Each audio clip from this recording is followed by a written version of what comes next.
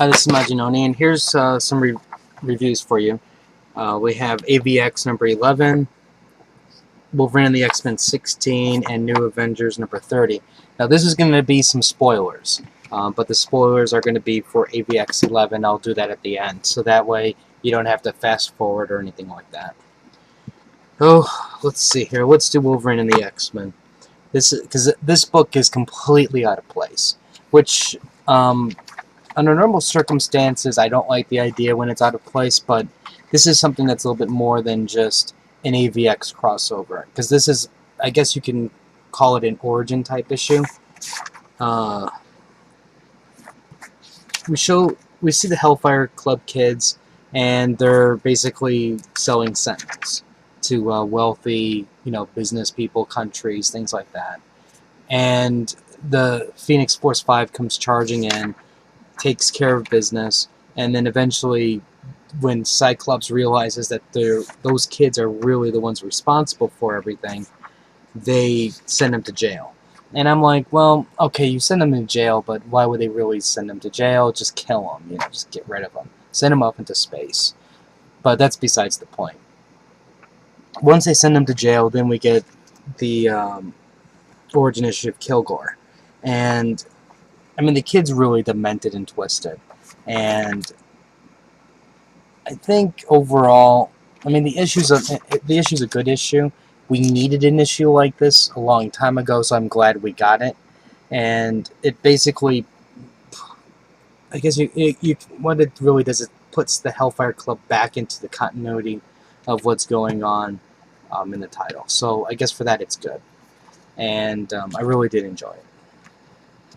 Next up is the New Avengers 30, and this is a book that's completely, again, I have no idea.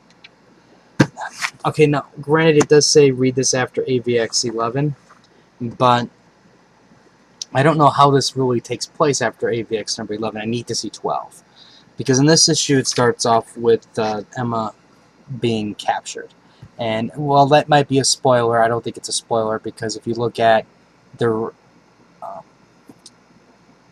not reviews, but their page, like screen release or internet releases, you can kind of tell that part.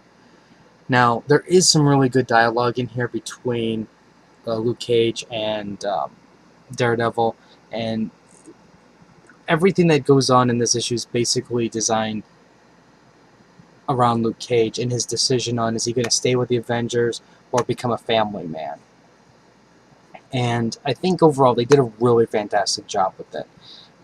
Eventually what happens is, as they're transporting Emma, they get attacked by mutant purifiers, and craziness ensues. And if anything, it should show like Steve Rogers and Tony and those guys, just how insane these people, the mutant haters, are, and why Scott and Emma and company would go to the extremes they did. If anything, that's what it should illustrate. Now, I think the art is fantastic. I think the story was really well written in terms of characterization. And I won't spoil what happens to Luke, but he does make a fateful decision. And I will say I am a little surprised by it and a little disappointed by it. And I really want to know what's going to happen after the fact. But we'll see how that works out later. Okay, now, AVX number 11. This is spoiler zone, so I don't want to see a comment about how I ruined the book for you, because you decided to wait past this point. Now, you know things are bad when Steve Rogers comes knocking on the door and begs the Hulk to join the battle. And you know it's bad when the Hulk goes, okay, I joined battle. Or I should say, he said Hulk smash. Now, while that's going on, you have a bunch of the mutants requesting asylum, and you have Professor X finally stepping into the battle. Now, my problem with this and Uncanny that came out, which I refused to buy. Now, granted, I might have missed something important because I didn't read the entire book, But at the end of Uncanny, what happens is you have Emma and Scott having dinner.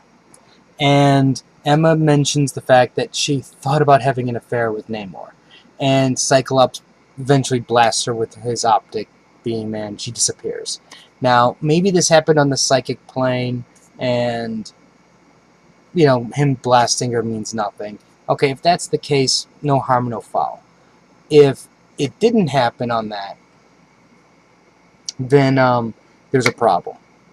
Regardless of the incident, I thought of how that occurred.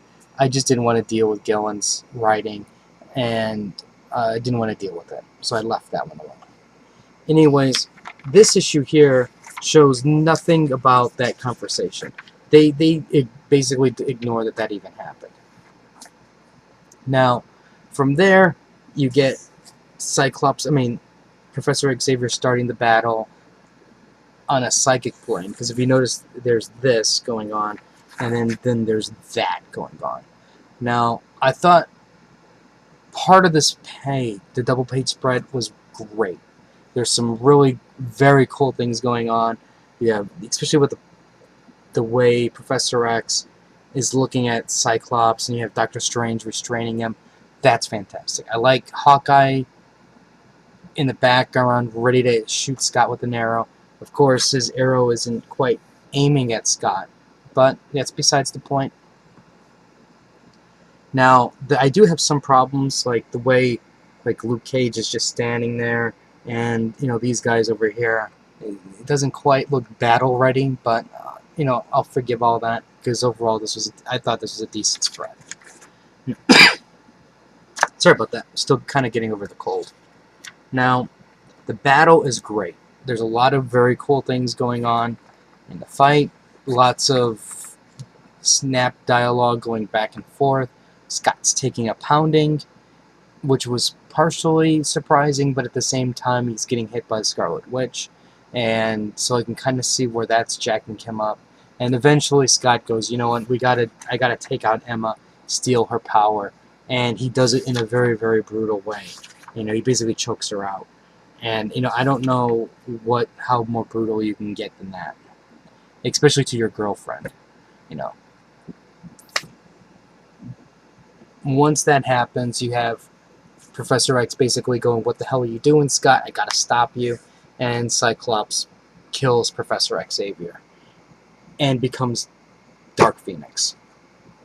Now, overall, I really was enjoying the transformation of Scott Summers and everybody else, because that was really, you can really see their corruption over time, and I think they did a fantastic job of that. And especially at the end of this issue, it sets Scott Summers on a whole new plane of evil and hate. And personally, I don't know how anybody's going to be able to work with Scott ever again.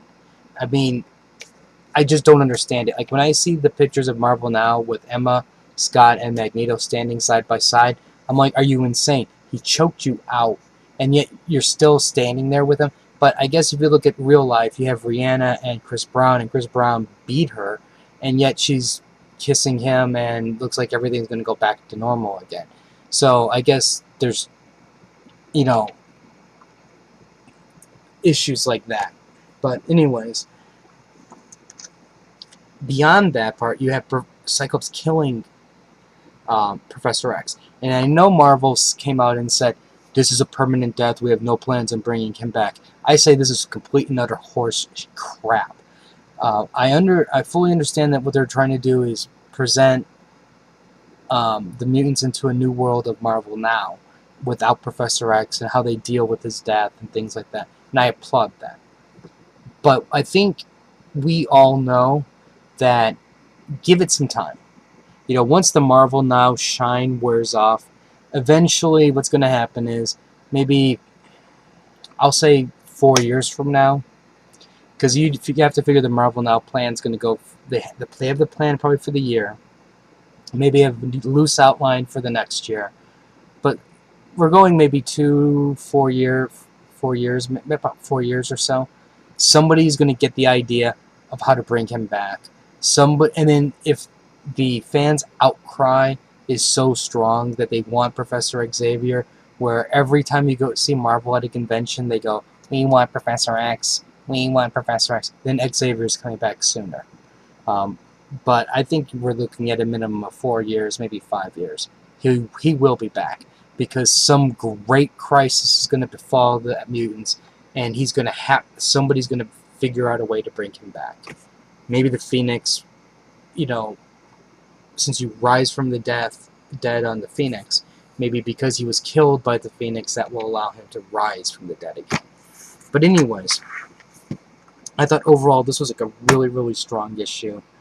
There's a lot of really good in here, and so far it's ending on a positive side, and I'm really hyped to see the ending. Also, I'm glad to see a death occur earlier rather than at the very last couple pages of the story. Now we have the death actually sink in while the story is still going, and I appreciate that.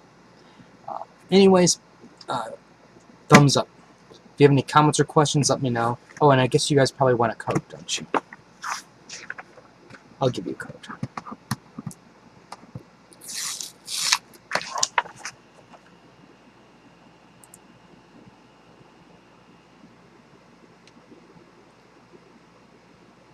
Okay, anyways, if you have any comments or questions, let me know. Rate the video up or down. Let me know what you think. Like the Facebook link, because I'll be giving away, more codes later. So, until next time.